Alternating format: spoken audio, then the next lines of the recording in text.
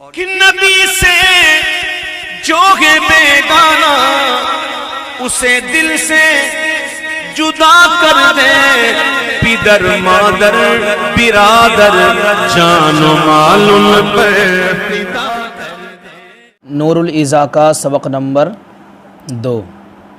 کل کے سبق میں ہم نے بتایا تھا کہ فقہ کے مبادی اشر کیا ہیں اور خطبہ پڑھا تھا، اس میں کتاب کی وجہ تالیف بتائی تھی کہ یہ کتاب تصنیف کیوں کی گئی ہے۔ اس میں بتایا تھا کہ بعض احبہ نے ان کے یہ گزارش کی تھی کہ عبادات کے متعلق کسی مقدمے کو ترتیب دیا جائے، تو ان کی گزارش پر انہوں نے نور الایضاح یہ لکھی۔ آج ہم کتاب الطہارت پڑھیں گے۔ تو سب سے پہلے چلیے، آپ نے دیکھا ہوگا کہیں کتاب لکھا ہوتا ہے، کہیں باب لکھا ہوتا ہے، کہیں فصل لکھا ہوتا ہے۔ تو کتاب لکھا ہو تو اس کا مطلب کیا ہے، اور باب لکھا ہو تو اس کا مطلب کیا ہوتا ہے، فصل لکھی ہو تو اس کا مطلب کیا ہوتا ہے۔ تو کتاب میں بتا دوں، کتاب میں مختلف الانواع اشیاء کا ذکر ہوتا ہے، یعنی مختلف قسم کی چیزیں اس میں ذکر کی جاتی ہیں، وہ کتاب ہوتی ہے۔ اور جس میں متحد الانواع یعنی ایک ہی قسم کی کئی چیزیں بیان کی گئی ہوں تو اسے وہ باب کہلاتا ہے، اور جس میں ایک ہی قسم بیان کی گئی ہو، ایک ہی چیز بیان کی گئی ہو تو اس کو فصل کہتے ہیں۔ مثال کے طور پر کوئی چیپٹر ہے، اس میں غسل کا بیان بھی ہے، اس میں وضو کا بیان بھی ہے، اس میں تیمم کا بیان بھی ہے، اس میں مسح کا بیان بھی ہے نا، اس میں کنویں وغیرہ کا بیان بھی ہے۔ تو یہ سب طریقے کیا ہوتا ہے، یہ سب مختلف قسم کی چیزیں ہیں۔ تو یہ مختلف قسم کی چیزیں جس چیپٹر میں بیان کی جاتی ہیں اس کو کتاب کہتے ہیں۔ اور کوئی ایک چیپٹر ہو، اس میں مثال کے طور پر صرف کیا ہے، غسل کا بیان ہو، یا صرف وضو کا بیان ہو، یا صرف تیمم کا بیان ہو، یا صرف مسح کا بیان ہو وغیرہ وغیرہ، تو صرف ایک ہی قسم کی چیز بیان کی جاتی ہے، اس چیپٹر کو کیا کہتے ہیں، باب کہتے ہیں۔ جیسے وضو کا بیان کیا گیا، صرف وضو کا بیان ہو، اس میں فرائض وضو بھی ہوں گے، سنن وضو بھی ہوں گے، مستحبات وضو بھی ہوں گے، نواقض وضو بھی ہوں گے، یہ لیکن ہوں گے وضو سے متعلق اس میں چیزیں، اس کو کیا بولیں گے، باب بولیں گے۔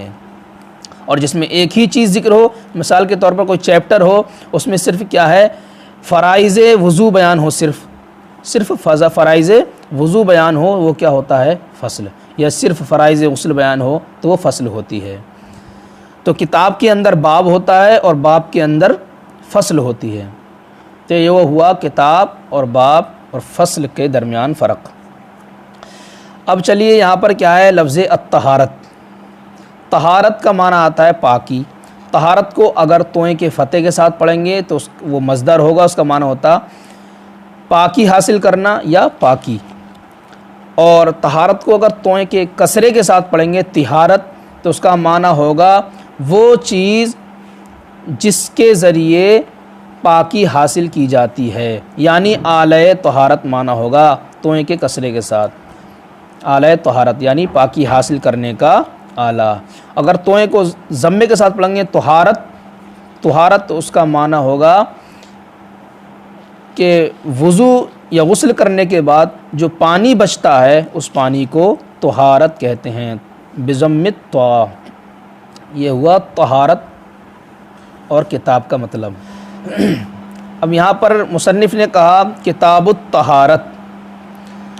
اب اس میں بیان کریں گے طہارت میں، اس میں سب سے پہلے پانی کا بیان ہوگا، اس کے بعد کنویں کے مسائل بیان ہوں گے، اس کے بعد استنجے کا بیان ہوگا، وضو کا بیان ہوگا، اس وضو میں فرائض وضو، سنن وضو، نواقض وضو، مستحبات وضو بیان کیے جائیں گے۔ اس کے بعد غسل کا بیان ہوگا، فرائض، اس کے غسل، فرائض، سنن غسل، اور یہ غسل کے کن چیزوں سے واجب ہوتا ہے وہ تمام چیزیں بیان کریں گے۔ اس کے بعد تیمم کا بیان ہوگا، پھر مسح علی الخفین کا بیان ہوگا، پھر حیض و نفاس استحاضہ کا بیان ہوگا، پھر ناپاکیاں کیا کیا چیز ہیں اور ان سے پاکی حاصل کرنے کا طریقہ کیا کیا ہے۔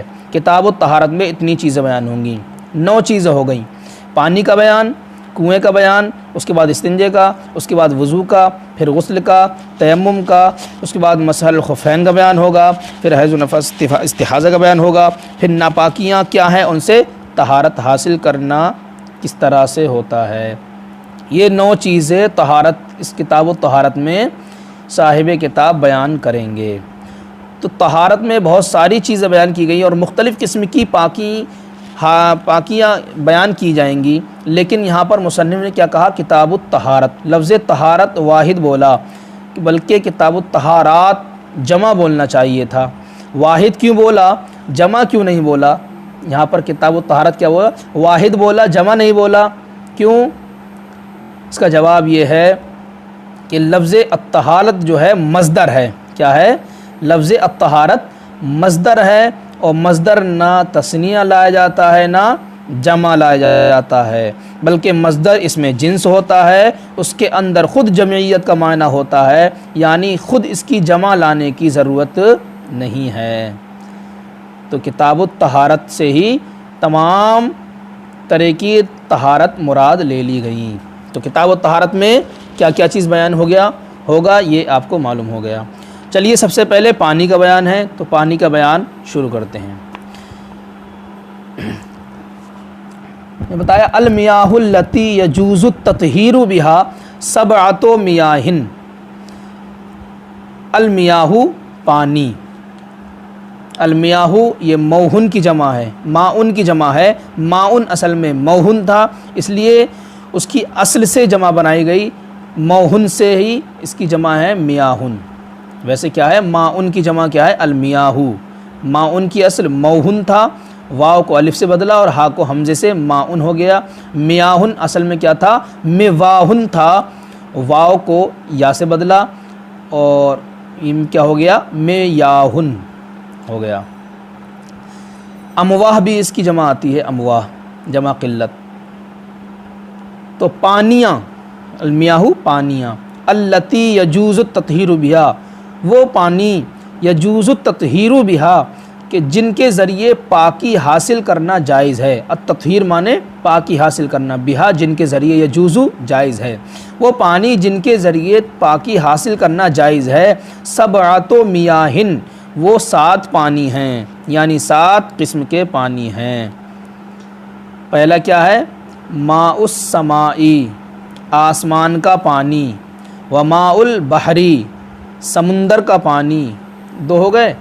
اب تیسرا ماء النہری نہر کا پانی، وماء البئری کنویں کا پانی، وماء ذاب من الثلج اور وہ پانی، وماء ذاب من الثلج وہ پانی کہ جو پگھلا ہو برف سے، والبردی اور اولے سے، وماء العین اور چشمے کا پانی۔ کتنی چیز ہو گئے؟ دیکھیے گنیے پھر سے۔ ماء السما آسمان کا پانی 1، ماء البحر سمندر کا پانی 2، پھر ماء النہر نہر کا پانی 3، ماء البر کنویں کا پانی 4، وماء ذاب من الثلج والبرد اور وہ پانی جو پگھلا ہو، ذابا فعل ماضی صیغہ واحد مذکر غائب، پگھلا ہو، جو پگھلا ہو، من الثلج برف سے اور اولے سے۔ کتنے ہو گئے؟ 6۔ وماء العین اور چشمے کا پانی 7 پانی ہو گئے۔ ماء السما اس پانی سے بھی پاکی حاصل کرنا جائز ہے، یہ وہی پانی بیان کر رہے ہیں نا کہ جس سے پاکی حاصل کرنا جائز ہے۔ اب ماء السما آسمان کا پانی، اس سے بھی پاکی حاصل کرنا جائز ہے۔ کیسے معلوم ہوا کہ ماء سما سے پاکی حاصل کرنا جائز ہے؟ تو اللہ تعالیٰ کا فرمان ہے وَأَنزَلْنَا مِنَ السَّمَاءِ مَاءً طَهُورًا، ہم نے آسمان سے پانی جو نازل کیا وہ طہور نازل کیا، یعنی جو خود بھی پاک ہے اور دوسروں کو بھی پاک کرنے والا ہے۔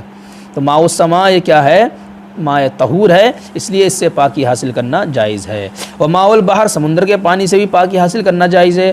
کیوں؟ کیونکہ حضرت ابو ہریرہ رضی اللہ تعالیٰ عنہ کی ایک روایت ہے، حضرت ابو ہریرہ نے حضور علیہ الصلوۃ والسلام سے سوال افنتوضأ من البحر، کیا ہم سمندر سے وضو کر سکتے ہیں؟ فقال تو حضور نے فرمایا هو الطہور ماؤہ کہ سمندر کا پانی کیا ہے؟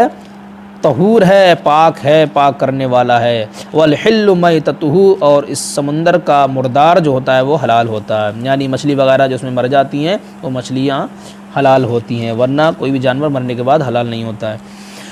تو حضور علیہ الصلوۃ والسلام کو یہ فرمانا کہ سمندر کا پانی طہور ہے، تو اس سے بھی معلوم ہوا کہ سمندر کے پانی سے پاکی حاصل کرنا کیا ہے؟ جائز ہے۔ 2 پانی ہو گئے۔ تیسرا پانی ماء النہر، نہر کے پانی سے بھی پاکی حاصل کرنا جائز ہے۔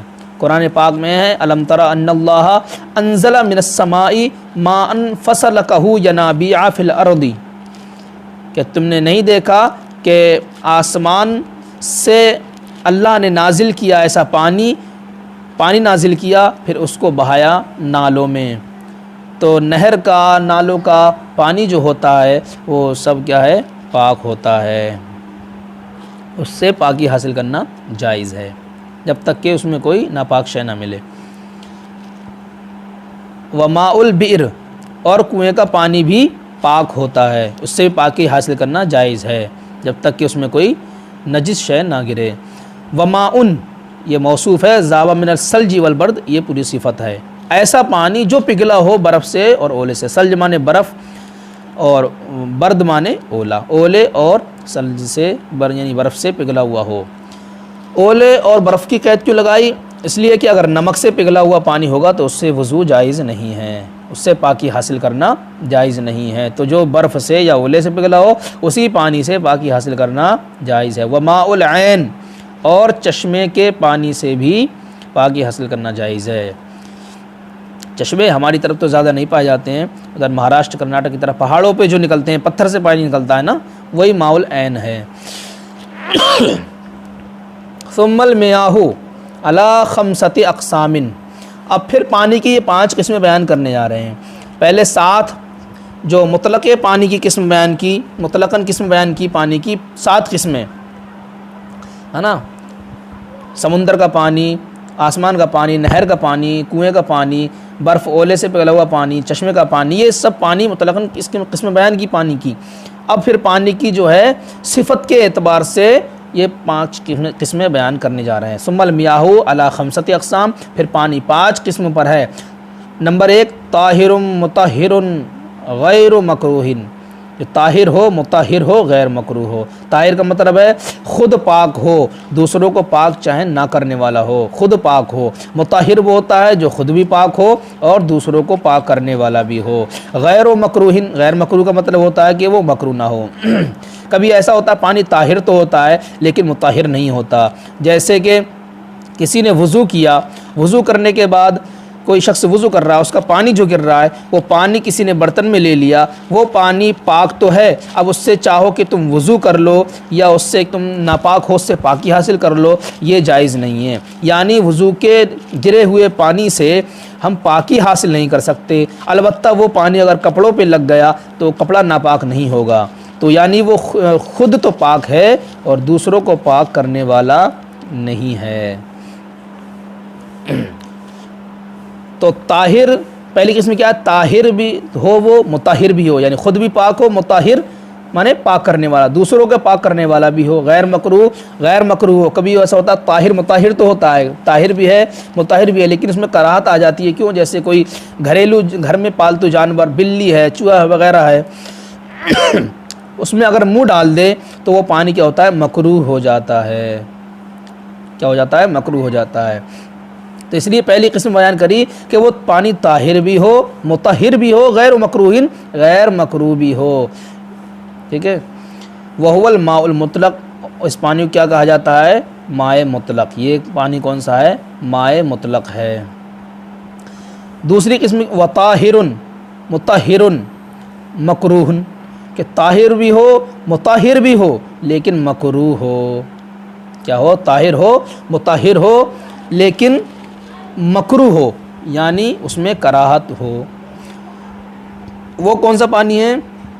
وَهُوَ مَا شَرِبَ مِنْهُ الْحِرَّةُ، اور وہ پانی ہے کہ جس سے پی لیا ہو کسی بلی نے، وَنَحْوُهَا، یا جیسے جانور نے، یعنی بلی وغیرہ نے اگر اس میں سے کچھ پی لیا ہو تو وہ پانی طاہر ہوگا، مطہر ہوگا، لیکن وہ مکروہ ہوگا، ٹھیک ہے۔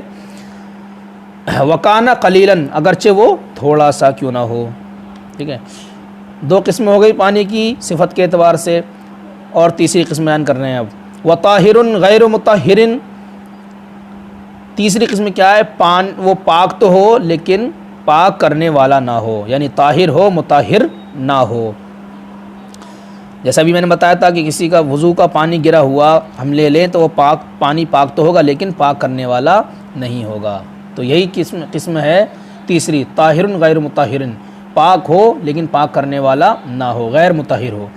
وہ پانی کون سا ہے؟ وہو مستعمل لرفع حدث او لقربۃ، وہ پانی وہ ہے وہ استعمل جو استعمال کیا گیا ہو، لرفع حدث کسی حدث کو دور کرنے کے لیے، حدث کہتے ہیں ناپاکی، یعنی کسی کو ناپاکی ہو گئی، جیسے کسی کا وضو نہیں ہے تو اس کو حدث لاحق ہو گیا، وضو ٹوٹتا ہے تو حدث لاحق ہوتا ہے، یا کسی پر غسل فرض ہوتا ہے تو اس کو حدث لاحق ہونا بولتے ہیں، یہ اسے حدث بولتے ہیں۔ اب حدث کی وہی دو قسمیں ہیں، حدث اصغر اور حدث اکبر۔ جس چیز سے وضو واجب ہوتا ہے، جس سے وضو ٹوٹ جاتا ہے اس کو کیا کہتے ہیں؟ حدث اصغر، اور جس سے غسل واجب ہوتا ہے اس کو حدث اکبر۔ تو چاہے حدث اکبر کے لیے یا حدث اصغر کے لیے، حدث اصغر کو یا حدث اکبر کو دور کرنے کے لیے جو پانی استعمال کیا گیا ہے وہ پانی، او لقربۃ، یا قربت کی نیت کے لیے، قربت کی نیت سے وہ پانی استعمال کیا گیا ہے۔ جیسے مان لو کہ آپ کا وضو ہے تو آپ پھر وضو ہے آپ کا، پھر دوبارہ آپ وضو کر لیں تو یہ کیا ہوگا؟ وضو پر آپ نے وضو کیا تو آپ ناپاک تو نہیں تھے، آپ نے اس پانی سے حدث کو دور تو نہیں کیا، کیونکہ حدث تو آپ کو لائق نہیں تھا، آپ کا وضو تھا نا جب آپ نے دوبارہ وضو کیا تو حدث تو تھا ہی نہیں، تو حدث دور نہیں ہوا، لیکن آپ نے ثواب کی نیت سے وضو کیا ہے تو وہ بھی اسی میں آ جائے گا۔ تو قربت سے مراد کیا ہے کہ ثواب کی نیت سے، چاہے وہ غسل ہو یا وضو ہو کیا ہو، وہ پھر پانی ہو، وہ پانی بھی کیا ہوتا ہے؟ طاہر ہوتا ہے، غیر مطہر۔ طاہر ہوگا، غیر مطہر ہوگا، تیسری قسم وہ پانی ہے کہ جو استعمال کیا گیا ہو حدث کو دور کرنے کے لیے، حدث اصغر ہو یا حدث اکبر، او لقربۃ، یا قربت کے لیے استعمال کیا گیا ہو، کل وضوء علی الوضوء، جیسے وضو پر وضو کر لیا تو وہ حدث کو دور کرنے کے لیے تو نہیں ہوا لیکن وہ قربت کے لیے ہوا، بنیت ہی، اس کی نیت سے، یعنی وضو کی نیت سے اگر کرو گے تبھی وہ کیا ہوگا؟ طاہر غیر مطہر۔ پانی اب کہہ رہے ہیں مستعمل کب ہو جائے گا؟ وَيَصِيرُ الْمَاءُ مستعملاً، پانی مستعمل ہو جائے گا بمجرد انفصال ہی عن الجسد، محض، مجرد مانے محض، انفصال ہی پانی کے دور ہونے سے، عن الجسد جسم سے، یعنی جسم سے جدا ہوتے ہی، محض پانی جسم سے جدا ہوتے ہی مستعمل ہو جائے گا۔ کبھی بعض نے اختلاف کیا نا اس میں کہ جب وہ زمین پر گرے گا تبھی وہ مائع مستعمل ہوگا، جسم پر جب تک رہے گا وہ پانی مستعمل نہیں ہوگا۔ مثال کے طور پر کوئی وضو کر رہا ہے تو وضو کا پانی زمین پہ گرنے سے پہلے کسی نے کسی برتن میں یا ہاتھ میں لے لیا تو وہ پانی مستعمل ہوگا یا نہیں ہوگا؟ تو بعض کہتے ہیں یہ پانی مستعمل نہیں ہوگا، جب تک زمین پر نہیں گرے گا پانی مستعمل نہیں ہوگا۔ لیکن جو راجح قول ہے، جو مفتبی قول ہے وہ یہی ہے کہ جسم سے جدا ہوتے ہی وہ مستعمل ہو جائے گا، اگرچہ بیچ راستے میں رک جائے۔ تو یہ کیا ہے؟ راجح قول ہے، وہی ذکر کیا ہے، کیونکہ اس نے مصنف نے مقدمے میں خطبے میں کہا تھا کہ اس میں صرف وہی مسائل ذکر کیے جائیں گے جس کو اہل ترجیح نے، جس کی صحت کا یقین کیا ہو۔ تو اہل ترجیح کے نزدیک کیا ہے؟ محض جسم سے جدا ہوتے ہی پانی مستعمل ہو جائے گا۔ ولا يجوز بماء شجر وثمر ولو خرج بنفسه من غیر عصر فی الازہر، جائز نہیں ہے پاکی حاصل کرنا، طہارت حاصل کرنا جائز نہیں ہے بماء شجر درخت کے پانی سے، وثمر پھل کے پانی سے، ولو خرج بنفسه من غیر عصر اگرچہ وہ نکلا ہو خود سے بغیر نچوڑے، فی الازہر ظاہری قول کے مطابق۔ دیکھیے پانی یہاں پر تین صورتیں بیان کریں گے۔ ایک پانی وہ کہ جو درخت یا پھل سے نکلا ہو، دوسرا پانی وہ کہ جو پکانے سے جس کی طبیعت زائل ہو گئی ہو، اور تیسرا پانی وہ کہ جس میں دوسری چیز مل گئی ہو اور اس میں دوسری چیز کا غلبہ ہو گیا ہو۔ یہ تین چیزیں بیان کریں گے۔ تو دیکھیے، درخت کے پانی سے اور پھل کے پانی سے وضو کرنا اور پاکی حاصل کرنا جائز نہیں ہے۔ درخت کے پانی جیسے کیلے کے درخت سے نکلتا ہے پانی، اس پانی سے آپ پاکی حاصل کریں گے، وضو وغیرہ کریں گے تو یہ جائز نہیں ہے۔ اسی طرح پھل کے پانی سے جیسے موسمی کا جوس نچوڑ لیا گیا ہو یا تربوز کا پانی جو ہوتا ہے، ان پانیوں سے وضو جائز نہیں ہے، پاکی حاصل کرنا جائز نہیں ہے۔ اگرچہ یہ تربوز سے اور موسمی وغیرہ پھلوں سے خود سے نکلا ہو پانی یا اس کو خود بخود زبردستی نچوڑا گیا ہو، ان پانیوں سے پاکی حاصل کرنا جائز نہیں ہے۔ درخت کے اور پھلوں کے پانی سے پاکی حاصل کرنا، طہارت حاصل کرنا جائز نہیں ہے۔ ظاہری قول کے مطابق یہی ہے، ٹھیک ہے، بعض نے اس میں اختلاف کیا ہے، لیکن یہاں پر وہی قول ذکر کریں گے جو اہل ترجیح نے تسلیم کیا ہے۔ دوسری چیز کیا ہے؟ پکانے سے جس پانی کی طبیعت زائل ہو گئی ہو، پکانے سے جس پانی کی طبیعت زائل ہو گئی ہو، اس پانی سے پاکی حاصل کرنا جائز نہیں ہے۔ پکانے کی قید اس لیے لگائی کہ اگر بغیر پکائے ہوئے کسی چیز کے مل جانے سے اس کی طبیعت زائل ہو بھی گئی تو اس سے وضو کرنا یا پاکی حاصل کرنا جائز ہوگا۔ مثال کے طور پر چنے ہیں، اگر چنوں کو پانی میں ڈال کر پکا دیا گیا، پھر جو اس چنوں کا پانی ہوگا اس پانی سے پاکی حاصل کرنا جائز نہیں ہے۔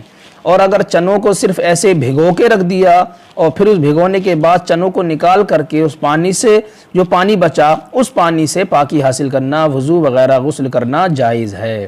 تو اس لیے پکانے کی قید لگائی، اگر کسی چیز کے پکانے سے اس کی طبیعت زائل ہو گئی تو اس پانی سے پاکی حاصل کرنا جائز نہیں ہے۔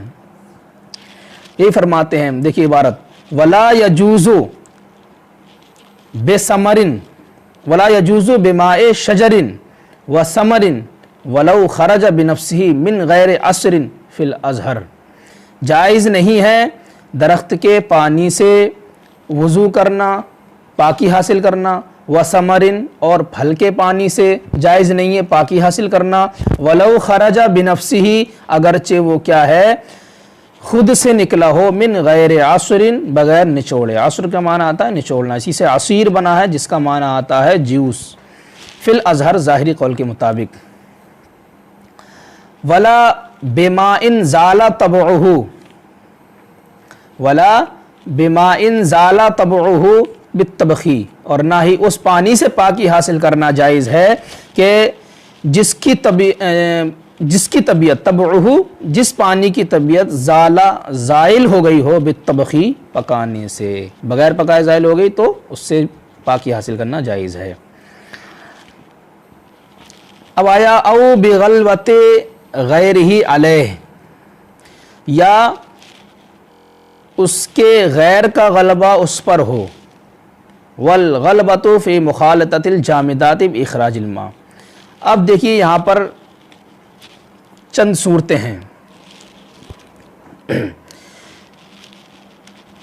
آپ اس کو بغور سنیے، اس کے بعد جب ترجمہ کریں گے تو اس تشریح کو میں جو کرنے جا رہا ہوں اس تشریح کو آپ ذہن میں رکھیں گے تو پھر آپ کو ترجمہ سیٹ کرنے میں آسانی ہوگی۔ پہلے آپ مسئلہ نفس مسئلہ سمجھیے۔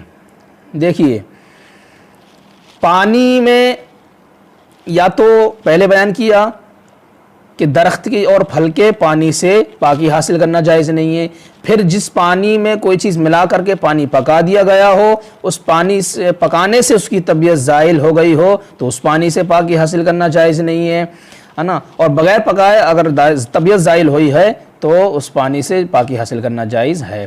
لیکن اب کوئی یہاں پر تیسری صورت بتا رہے ہیں کہ پانی میں کوئی دوسری چیز مل جائے، ٹھیک ہے، پانی ہے، صاف ستھرا پانی رکھا ہے، مائع مطلق ہے، اس میں اگر کوئی دوسری چیز مل جائے تو اس کی دو صورتیں ہیں۔ یعنی مائع مطلق میں کوئی دوسری چیز ملے گی تو جو ملنے والی چیز ہے وہ اس کی دو صورتیں ہیں، یا تو وہ منجمد ہوگی یا پھر کیا ہوگی، مائعات میں سے ہوگی۔ منجمد کا مطلب ہوتا ہے ٹھہری ہوئی چیز، ٹھوس چیز جس میں رقت و سیلان، رقت و سیلان مانا آتا ہے بہنا، جس میں بہاؤ نہ ہو، رقت و سیلان نہ ہو، ٹھوس چیز ہو، منجمد چیز ہو، وہ یا تو وہ ملے گی، یا پھر کیا ہے کوئی بہنے والی چیز ہوگی، تر چیز ہوگی۔ تر چیز مل جائے، بہنے والی چیز مل جائے، اس کی کیا ہے چند صورتیں ہیں۔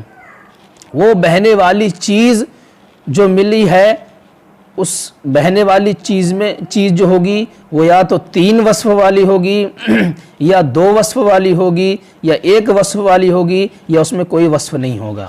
وصف سے مراد ہے بو، مزہ اور رنگ۔ رنگ، بو اور مزہ، یہ 3 اوصاف ہوتے ہیں مائعات میں۔ ان تینوں اوصاف میں سے بعض یا تو ایسی چیز ہوگی جس میں تینوں اوصاف ہوں گے، جیسے سرکہ ہے، سرکے میں رنگ، بو، مزہ تینوں چیز ہوتی ہیں، اور یا پھر اس میں 2 وصف ہوں گے۔ 2 وصف والی چیز جیسے دودھ ہے، اس میں صرف کیا ہے رنگ ہوتا ہے اور مزہ ہوتا ہے، وہی ذائقہ، اس میں بو وغیرہ نہیں ہوتی ہے۔ تو یہ 2 وصف والی شے ہے دودھ۔ یا 1 وصف والی شے ہو جیسے عرق گلاب، اس میں صرف خوشبو ہوتی ہے، ٹھیک ہے، یہ 1 وصف والی شے ہو گئی۔ یا کیا ہے جس میں کوئی وصف ہی نہ ہو، ایسی شے ملے پانی میں، جس میں کوئی وصف ہی نہ ہو، وہ پانی کیسا ہوتا ہے؟ تو وہ ہوتا ہے وہ مائع مستعمل، یعنی کوئی وضو کر رہا ہے، غسل کر رہا ہے، تو اس کا پانی جو جسم سے جدا ہوا وہ پانی مائع مستعمل ہے، اس میں نہ تو رنگ بدلا ہوتا ہے، نہ مزہ بدلا ہوا ہوتا ہے، اور نہ ہی اس میں بو بدلی ہوئی ہوتی ہے۔ رنگ، بو، مزہ، اس تینوں اوصاف میں سے مائع مستعمل میں کچھ بدلا ہوا نہیں ہوتا ہے۔ تو کتنی صورتیں ہو گئیں؟ 4 صورتیں ہو گئیں۔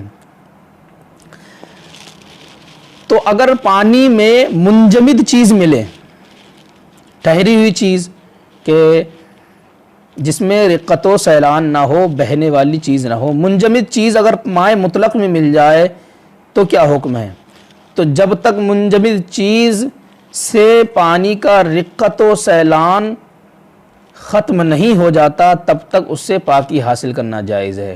یعنی اس کا پانی میں منجمد چیز، ٹھوس چیز مل جائے تو جب تک پانی بہنے والا ہے تب تک اس سے وضو جائز ہے، طہارت جائز ہے، اور وہ منجمد چیز اس پانی کے رقت و سیلان کو ختم کر دے۔ مثال کے طور پر کہ منجمد چیز پانی میں اس طرح مل جائے کہ اگر اس پانی کو کپڑے سے چھانا جائے تو وہ پانی نہ چھن پائے، یا کسی عضو پر پانی قطرہ رکھا جائے تو وہ قطرہ ایک جگہ سے دوسری جگہ نہ پہنچ سکے، اتنا گاڑھا ہو جائے، یعنی اس کی رقت و سیلان ختم ہو جائے۔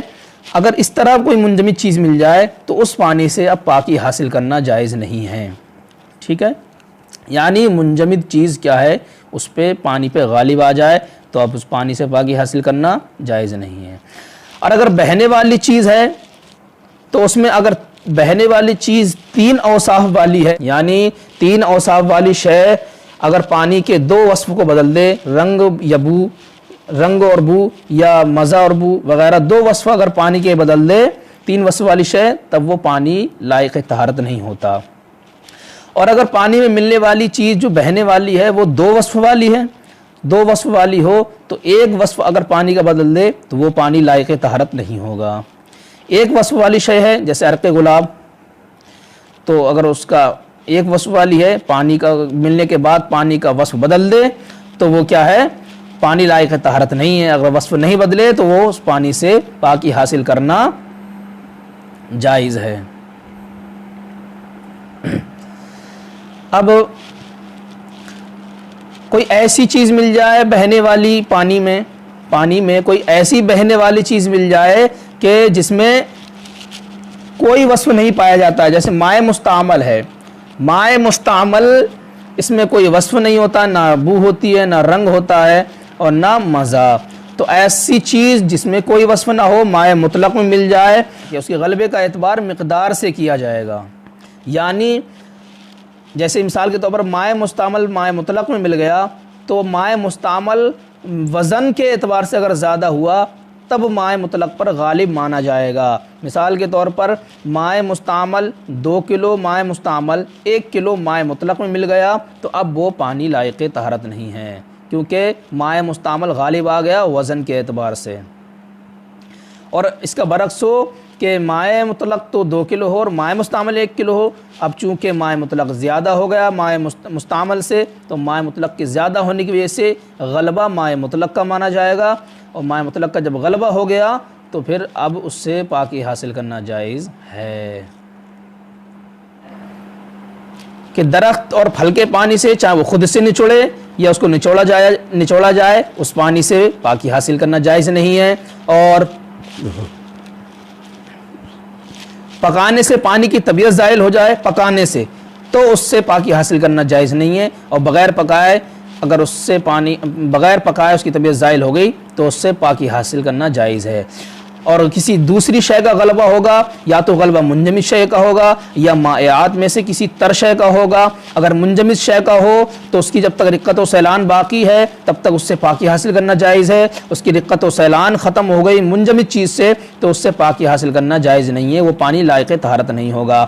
اور اگر کوئی تر شے مل جائے 3 وصف والی شے ہے تو اس میں سے اگر 2 وصف اس کے غالب آ گئے تو پھر وہ لائق استعمال نہیں ہے۔ 2 وصف والی شے اگر پانی میں مل جائے صاف پانی میں مائع مطلق میں تو اس کا ایک وصف اگر بدل جائے، ایک وصف غالب آ جائے تو پھر اس سے پاکی حاصل کرنا جائز نہیں ہے۔ ایک وصف والی شے ہے اس کا ایک ہی وصف اس سے غالب آ جائے اس پر تو پھر اس سے پاکی حاصل کرنا جائز نہیں ہے۔ اور کوئی وصف والی شے نہیں ہے جیسے مائع مستعمل تو اس کا وزن کے اعتبار سے غلبہ مانا جائے گا، جس کا زیادہ وزن ہوگا وہی غالب ہوگی، جس کا کم وزن ہوگا وہ مغلوب ہوگی۔ جائز نہیں ہے پاکی حاصل کرنا درخت کے پانی سے، وثمرن پھل کے پانی سے، ولو خرج بنفسہ اگرچہ وہ خود سے نکلے، من غیر عصر بغیر نچوڑے ہوئے، فی الاظہر ظاہری روایت کے مطابق، ولا بماء زال طبعہ بالطبخ نہ ہی اس پانی سے پاکی حاصل کرنا جائز ہے کہ جس کی طبیعت پکانے سے زائل ہوئی ہو، پکانے کی قید یہاں پر پکانے سے زائل ہوئی ہو، پکانے سے زائل ہوئی ہو، او بغلبت غیرہ یا کیا ہے اس کے یعنی پانی کے، ہی ضمیر لوٹ رہی ماں کی طرف، ماں کے یعنی پانی کے غیر کا غلبہ علیہ پانی پر ہو جائے، پانی پر پانی کے غیر کا غلبہ ہو جائے، یعنی پانی میں کوئی دوسری شے مل جائے اور وہ شے اس پر پانی پر کیا ہے غالب آ جائے تو اس پانی سے بھی پاکی حاصل کرنا جائز نہیں ہے۔ اس کا اسی پر الغلبۃ فی مخالطۃ الجامدات باخراج الماء عن رقتہ وسیلانہ، کہہ رہے ہیں اور غلبہ فی مخالطۃ الجامدات منجمد چیزوں کے ملنے میں، جو ٹھوس چیزیں ہیں جامد چیزیں ہیں ان جامد اور منجمد چیزوں کے ملنے میں غلبے کا اعتبار کس چیز سے ہوگا؟ باخراج الماء عن رقتہ وسیلانہ، پانی کا اپنی رقت و سیلان سے نکلنے سے، یعنی پانی جب اپنی رقت و سیلان سے نکل جائے گا تب جا کر کے وہ غلبہ مانا جائے گا منجمد چیزوں میں، منجمد چیزوں کے ملنے میں غلبہ کب مانا جائے گا؟ باخراج الماء عن رقتہ وسیلانہ، پانی کا اپنی رقت و سیلان سے نکل جانے کے وقت غلبہ مانا جائے گا۔ ولا یضرہ تغیر اوصافہ کلھا بجامد، اور اس کے اوصاف کا بدلنا نقصان نہیں دے گا، اس کے تمام اوصاف کا بدلنا نقصان نہیں دے گا بجامدن جامد شے میں، یعنی جامد میں اگر کوئی اس کے اوصاف یعنی رنگ بو مزہ یہ اوصاف بدل جائیں تو یہ ان کا بدلنا نقصان نہیں دے گا، چاہے اوصاف بدل جائیں لیکن جب تک وہ رقت و سیلان باقی ہے اس سے پاکی حاصل کرنا جائز ہے۔ ہاں جب اس کی رقت و سیلان ہی ختم ہو جائے تب اس سے باقی حاصل کرنا جائز نہیں ہے۔ تو جامد چیزوں کے تمام اوصاف کا بدلنا ولا یضر نقصان نہیں دے گا، کزعفران جیسے زعفران ہے، زعفران پانی میں مل گیا تو جب تک پانی کی رقت و سیلان باقی ہے پاکی جائز ہے اس سے حاصل کرنا، اگر رقت و سیلان باقی نہ رہی تو اس سے پاکی حاصل کرنا جائز نہیں ہے۔ زعفران اگرچہ اس کا رنگ بو مزہ میں سے اوصاف بدل جائیں تب بھی اس سے پاکی حاصل کرنا جائز ہے جب تک اس کی رقت و سیلان باقی ہے۔ وفاکہۃ، اور میوہ جات، میووں کے اگر مل جانے سے اس کی رقت و سیلان باقی ہے تو بھی اس کو کوئی نقصان نہیں پہنچائے گی، یعنی اس سے پاکی حاصل کرنا جائز ہے۔ وورق شجر، اور درخت کے پتے اگر مل گئے اس کی رقت و سیلان باقی ہے، اوصاف چاہیں بدل جائیں تب بھی اس سے پاکی حاصل کرنا جائز ہے۔ ہاں رقت و سیلان ہی باقی نہ رہے درخت کے پتے ملنے سے تو اس پانی سے پاکی حاصل کرنا جائز نہیں ہے۔ والغلبۃ فی المائعات، یہ غلبہ تھا منجمد چیزوں میں۔ منجمد چیزوں میں غلبہ کیا ہے؟ جب تک رقت و سیلان باقی ہے تب تک جائز، رقت و سیلان باقی نہ رہی تب اس سے پاکی حاصل کرنا جائز نہیں ہے۔ والغلبۃ فی المائعات، اور غلبہ مائعات میں بہنے والی چیزوں میں، تر چیزوں میں غلبہ کس چیز سے ہوگا؟ بظہور وصف واحد من مائع لہو وصفان فقط، غلبہ مائعات میں کیا ہوگا؟ ایک وصف بدلنے سے، ایک وصف کے ظاہر ہونے سے، بظہور وصف واحد، ایک وصف کے ظاہر ہونے سے غلبہ مان لیا جائے گا۔ کس میں؟ من مائع، بہنے والی چیز میں، یعنی بہنے والی چیز پانی میں کوئی مل جائے اور اس کا ایک وصف بدل دے پانی کا تو اس کا غلبہ اعتبار ہوگا لہو وصفان فقط، یعنی جس مائعات، جس بہنے والی، جس تر چیز کے دو وصف ہوں اس کا اگر ایک وصف ظاہر ہو جائے پانی میں تو یہ غلبہ مان لیا جائے گا، پھر اس سے پاکی حاصل کرنا جائز نہیں ہے۔ کل لبنی، جیسے دودھ، اس کے کیا ہے؟ دو وصف ہوتے ہیں، لہو اللون و طعم، اس میں دو مزے ہیں، اس کے لیے اس کے دو وصف ہیں، اللون و طعم، رنگ اور مزہ، دو وصف والی شے ہے، اگر ایک وصف بھی پانی میں ظاہر ہو گیا تو اس پانی سے پاکی حاصل کرنا جائز نہیں ہے۔ آگے چلیے،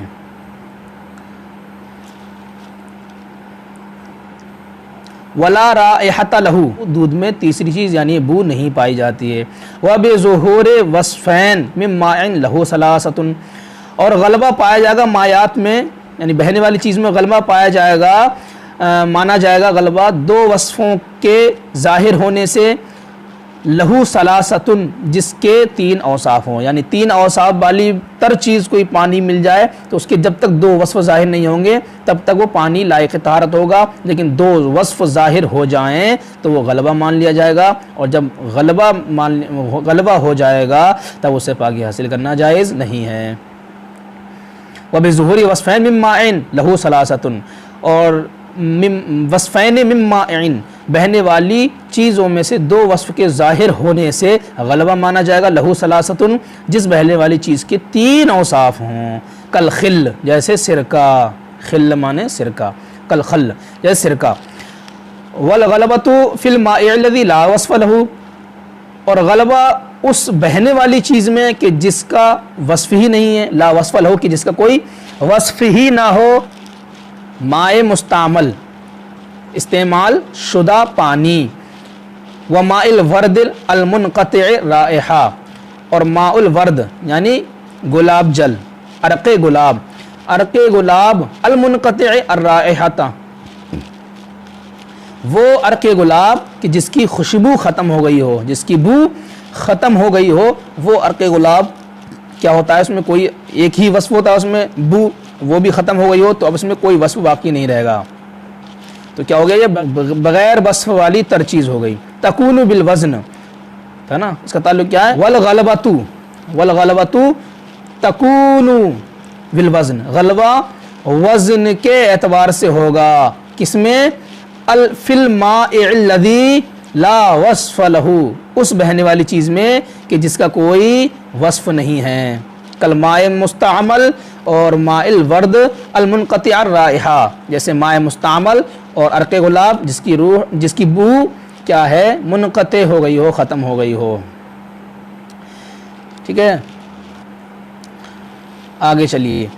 فَإِنْ اخْتَلَطَ رِطْلَانِ مِنَ الْمَاءِ الْمُسْتَعْمَلِ، ٹھیک ہے، جس میں کوئی وصف نہیں ہوتا ہے، اگر وہ چیز پانی میں مل جائے، فَإِنْ اخْتَلَطَ، اگر مل جائے، رِطْلَان مِنَ الْمَاءِ مُسْتَعْمَل، یعنی مائع مستعمل کے دو رتل اگر مائع مستعمل، 2 رتل مائع مستعمل اگر مل جائے پانی میں، برتل من المطلق، 1 رتل مائع مطلق میں، یعنی مائع مطلق 1 رتل ہو اور مائع مستعمل 2 رتل ہو، تو 2 رتل مائع مستعمل 1 رتل مائع مطلق میں مل جائے، لا یجوز بہ الوضوء، تو اس سے وضو جائز نہیں ہوگا، وبعکس ہی جازا، اور اس کا برعکس ہو جائے کہ مائع مطلق تو 2 رتل ہو جائے اور مائع مستعمل 1 رتل رہ جائے، تو پھر کیا ہے اس سے پاکی حاصل کرنا جائز ہے۔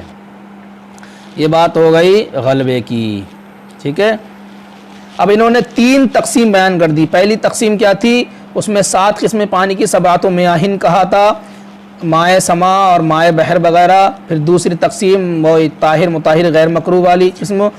تیسری تقسیم کیا تھی؟ لا یجوز بماء شجرین، کہ درخت اور پھل وغیرہ کے پانی سے جائز نہیں ہے۔ اب یہاں سے چوتھی تقسیم بیان کر رہے ہیں۔ چوتھی تقسیم کیا ہے؟ والرابع ماء نجس، چوتھی تقسیم ماء نجس، ماء نجس۔ ماء نجس کیا ہوتا ہے؟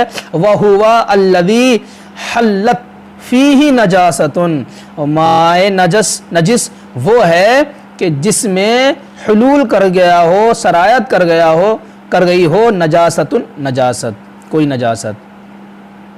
رابع کیا ہے؟ ماء نجس وہ ہے کہ جس میں نجاست کیا ہے؟ سرایت اور حلول کر گئی ہو، جس میں نجاست پڑ گئی ہو، وہ ماء نجس ہوتا ہے۔ وَكَانَ رَاكِدًا قَلِيلًا، اور وہ کیا ہو؟ ٹھہرا ہوا ہو، قلیل ہو۔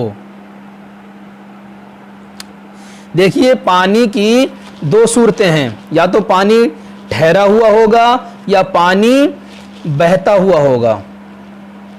پانی اگر ٹھہرا ہوا ہے قلیل ہے۔ دیکھیے پانی کی قلیل ہوتا ہے، کثیر ہوتا ہے۔ قلیل کتنا ہوتا ہے اور کثیر کتنا ہوتا ہے؟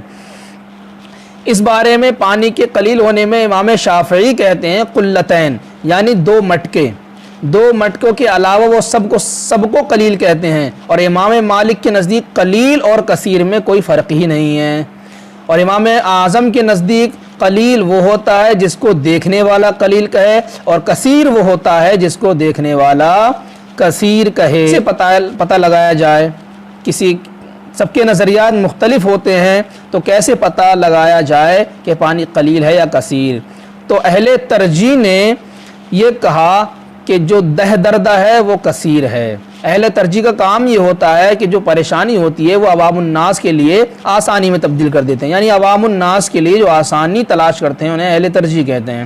تو اہل ترجیح نے دہ دردہ سے مقید کر دیا۔ دہ دردہ مطلب دہ مانے 10، فارسی کا لفظ ہے، در مانے میں، پھر دہ مانے 10، یعنی 10 میں 10، عشرن فی عشر، 10 میں 10 یعنی 10/10 کا۔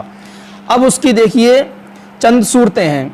ٹھہرا ہوا پانی ہے تو اس کی چند صورتیں ہیں، یا تو گڑھا، یا جو گڑھا ہے، جو حوض ہے وہ، یا حوض ہے تو کیا ہوگا؟ چوکور ہوگا، چوکور ہوگا۔ اگر چوکور ہو تو اس کے چاروں کونے 10 گز کے ہونا چاہیے، 10 گز کا یہ، 10 گز کا یہ، اور 10 کا یہ اور 10 کا یہ، یعنی 10 گز کے چاروں ہونا چاہیے، 40 گز کا۔ اگر چوکور حوض ہے تو 40 گز کا ہوگا، تو یہ دہ دردہ ہو گیا، اور دہ دردہ ہو گیا۔ اس کے اندر جو پانی ہوگا وہ پانی مائع کثیر ہوگا، یعنی دہ دردہ جو ہوتا ہے وہ پانی مائع کثیر ہوتا ہے۔ اور اگر وہ چوکور نہ ہو بلکہ کیا ہو، وہ تکونا ہو، چوکور نہ ہو بلکہ کیا ہو، تکونا ہو، یعنی وہ مثلث ہو، اس طرح وہ مثلث ہو، تو اس کے تینوں کونوں کا 15.5 گز ہونا چاہیے، 15.5 گز ہونا چاہیے۔ تینوں کونے کیا ہونا چاہیے؟ 15.5 گز ہونا چاہیے۔ تو 15.5 گز کے حساب سے 3 کونے کیا ہو گیا؟ 15 × 45 اور 1.5 46 گز کا ہونا چاہیے اگر تکونا ہے۔ تو یہ کیا ہے؟ دہ دردہ ہو گیا۔ چوکور ہو تو 10 گز کے چاروں کونے ہونا چاہیے، 40 گز کے۔ تکونا ہو تو 15.50 یعنی 15.5 گز کا ایک کونا، تینوں کونے کیا ہونا چاہیے؟ 46.5 گز کے، تو یہ دہ دردہ ہوگا۔ اور اگر یہ 3 کونے نہ ہو بلکہ وہ لمبا سا ہو، ایک پورا اس طرح نالی سا بنا ہوا ہو، تو اس کا ٹوٹل ملائیں گے، ٹوٹل ملا کر کے 40 گز ہونا چاہیے۔ ٹوٹل ملا کر کے کتنا ہو جائے؟ پورا 40 گز ہو جائے۔ 40 گز ٹوٹل ملا کر کے ہو گیا تو یہ دہ دردہ ہو جائے گا، ٹھیک ہے۔ اب دہ دردہ کتنا ہوتا ہے یہ آپ کو سمجھ میں آ گیا ہوگا۔ تو اگر دہ دردہ ہے تو وہ مائع کثیر ہے، اور دہ دردہ سے کم ہے تو مائع قلیل ہے، یہ راجح قول ہے۔ راجح قول کے مطابق دہ دردہ مائع کثیر ہوتا ہے، اور دہ دردہ سے کم ہو تو مائع قلیل۔ تو اگر ٹھہرا ہوا پانی، اب 2 صورتیں آ گئی، ٹھہرا ہوا پانی یا بہتا ہوا۔ ٹھہرا ہوا پانی اگر مائع قلیل ہے اور اس میں اگر نجاست گر جائے، چاہے نجاست کا اثر اس پانی میں ظاہر ہو یا نہ ہو، یعنی ٹھہرا ہوا پانی، مائع قلیل پانی، اس میں نجاست کا اثر ظاہر ہو یا نہ ہو، وہ پانی نجس ہو جائے گا۔ ٹھہرا ہوا پانی نہیں ہے بلکہ بہتا ہوا پانی ہے، تو اس پانی میں جب تک اثر ظاہر نہیں ہوگا، جب تک پانی وہ نجس نہیں ہوگا۔ اثر ظاہر ہو جائے گا تو وہ پانی نجس ہو جائے گا۔ رابع ماء نجس، چوتھی تقسیم ماء نجس، وہو الذی حلت فیہ نجاست، ماء نجس وہ ہے کہ جس میں نجاست حلول کر گئی ہو، سرایت کر گئی ہو، جس کے اندر نجاست داخل ہو گئی ہو۔ وکانا راکدن، راکدن مانا آتا ہے ٹھہرا ہوا، وکانا راکدن، اور پانی کیا ہو؟ ٹھہرا ہوا ہو، قلیلاً اور قلیل ہو، ٹھہرا ہوا بھی ہو اور قلیل بھی ہو۔ قلیل ما دون 10 فی 10، قلیل وہ ہے جو 10/10 کے علاوہ ہو، یعنی دہ دردے سے کم ہو، وہ مائع قلیل ہے۔ تو اس 10 دہ دردے سے کم جو ہوگا وہ مائع قلیل ہوگا۔ اس میں اگر نجاست حلول کر گئی، سرایت کر گئی، تو کیا ہوگا؟ وہ پانی نجس ہو جائے گا، فینجسو، پانی نجس ہو جائے گا۔ وَإِلَّمْ يَظْهُرْ أَثَرُهَا فِيهِ، اگرچہ اس میں نجاست کا اثر ظاہر نہ ہو، فیہ پانی میں، اثر ہوا نجاست کا اثر، لم یظہر ظاہر نہ ہوا، اگرچہ نجاست کا اثر ظاہر نہ ہوا ہو، مائع قلیل میں نجاست گر جاتی ہے تو پانی نجس ہو جاتا ہے۔ او جارین، کیا ہو؟ پانی یا ہو جاری ہو، پانی جاری ہو تو وظہر فیہ اثرھا، تو اگر اس میں اثر ظاہر ہو گیا نجاست کا تب وہ پانی ناپاک ہوگا، نجس ہوگا، ورنہ نہیں۔ والاثر طعم او لون او ریح، اور اثر کیا ہوتا ہے؟ مزہ یعنی ذائقہ، لون رنگ، ریح بو۔ مزہ، رنگ، بو، یہ 3 چیز اثر ہوتی ہیں، ان میں سے اثر کیا ہے؟ ظاہر ہو جائے تب جا کر کے وہ پانی ناپاک ہوگا۔ والخامس ماء مشکوک، پانچواں کیا ہے؟ مائع مشکوک، یعنی وہ پانی جس میں شک کیا گیا ہو، پانی میں نہیں بلکہ فی طہوریت ہی، اس کی طہوریت میں۔ طہوریت کا مطلب آتا ہے پاک کرنے والا، پاک تو ہے لیکن وہ پاک کرنے والا ہے یا نہیں اس بارے میں شک ہو جاتا ہے۔ وہ کون سا پانی ہوتا ہے؟ وہو ما شرب منہ حمار او بغل، وہ پانی وہ ہے کہ جس سے پی لیا ہو کسی گدھے نے، او بغل یا کھچر نے، گدھے کھچر وغیرہ نے جس پانی میں منہ ڈال دیا ہو وہ پانی مائع مشکوک ہو جاتا ہے۔ بعض نے کہا ہے مائع مشکوک نہیں ہوتا کیونکہ شک والا حکم شریعت میں کوئی نہیں ہے، شک کی شریعت میں کوئی گنجائش نہیں ہے نا، لیکن یہاں پر کیا ہے؟ مائع مشکوک ہو جاتا ہے اس اعتبار سے کہ مائع مشکوک اگر آپ کے پاس موجود ہو اور مائع مطلق بھی موجود ہو تو آپ کو مائع مطلق سے وضو کرنا ہوگا۔ اس وقت آپ اگر مائع مشکوک سے وضو کریں گے تو آپ کا وضو نہیں ہوگا۔ مائع مطلق کے ہوتے ہوئے مائع مشکوک سے وضو جائز نہیں ہے۔ مائع مطلق نہ ہو تو پھر مائع مشکوک سے وضو کر سکتے ہیں، مائع مشکوک سے وضو کر سکتے ہیں، لیکن اس کے ساتھ یہ ہے کہ تیمم بھی کرنا پڑے گا۔ مائع مشکوک ہو فقط تو اس سے وضو کریں گے اور ساتھ میں تیمم بھی احتیاطاً کرنا ہوگا۔ اب وہ پہلے وضو کرے آپ مائع مشکوک سے یا پہلے تیمم کرے، اس میں آپ کو اختیار ہے۔